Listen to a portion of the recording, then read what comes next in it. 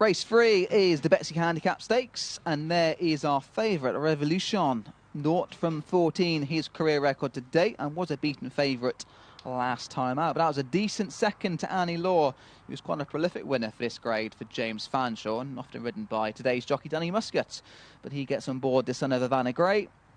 Handicap has certainly given him a little bit of a chance. He's been placed off marks in the mid-60s. He's off the same mark of 59. Handicap didn't put him up for that head defeat last time, so he's competitive versus mark. Still 5 is a decent draw, and today gives him a good opportunity to get off a mark at the 15th attempt. Of the others, in pink and green there, number 5, Conquest of Power, is 11-2. This one representing Mark Usher and Aidan Keeley. Missed most of the campaign, over a year off the track before returning at Bath on the 2nd of October.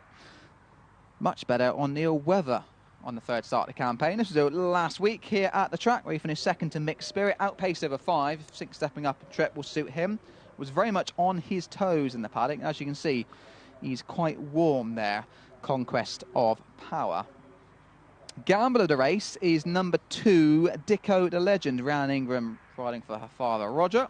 He went to start very early, like he has done in recent starts. Dropping back to sprint distances seemed to work a real treat when he finished third to Let's Go Hugo 2 weeks ago. That was at Wolverhampton.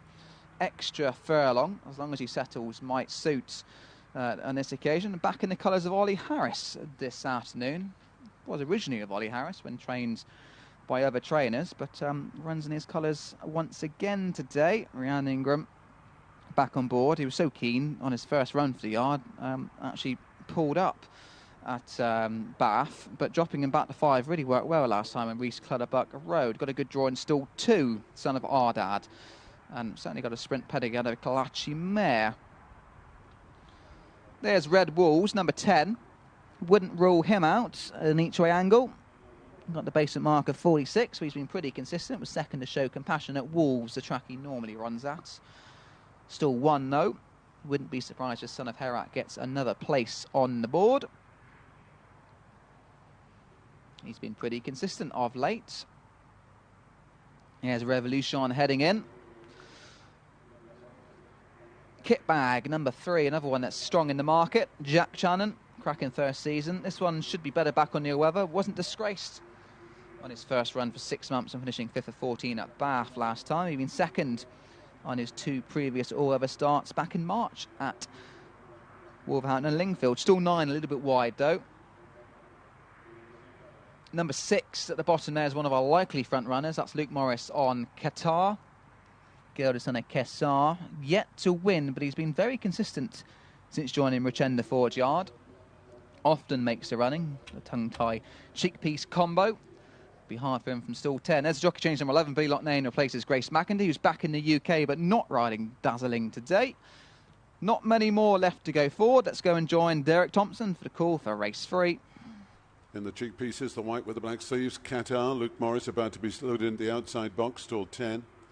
And Snowberry, Alistair Rawlinson about to be put into stall 6.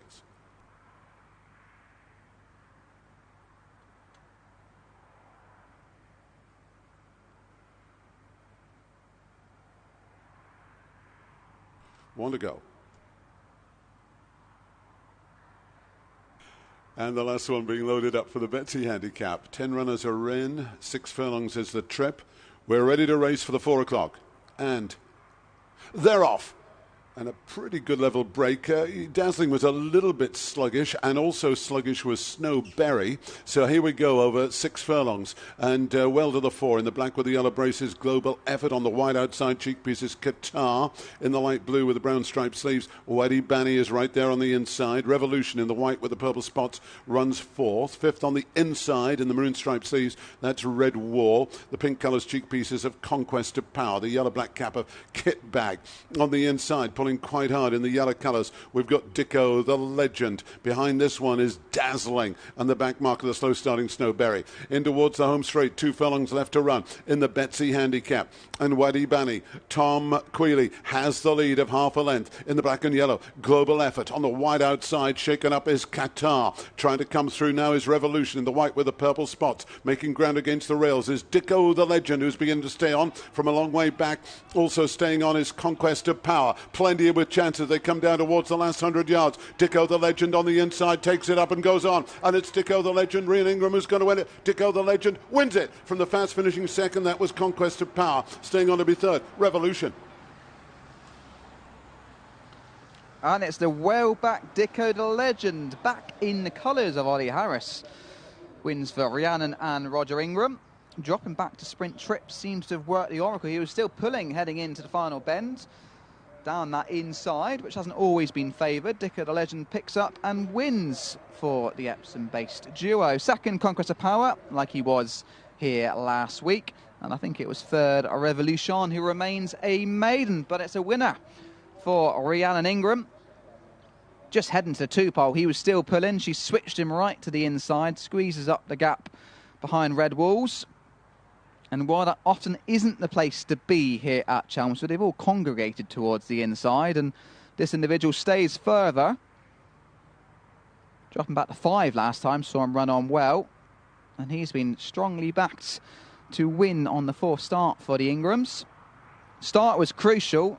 Dazzling was messing around beforehand, missed the break, and I think hampered Snowberry. Put that Dragon Pulse mare out of the field at the back in the blue cap. A little bit tight there on the head-on. But Dicko, the legend, I'll say back in the colours of Ollie Harris. They'd race for him early doors. But that's a great win for the father and daughter team.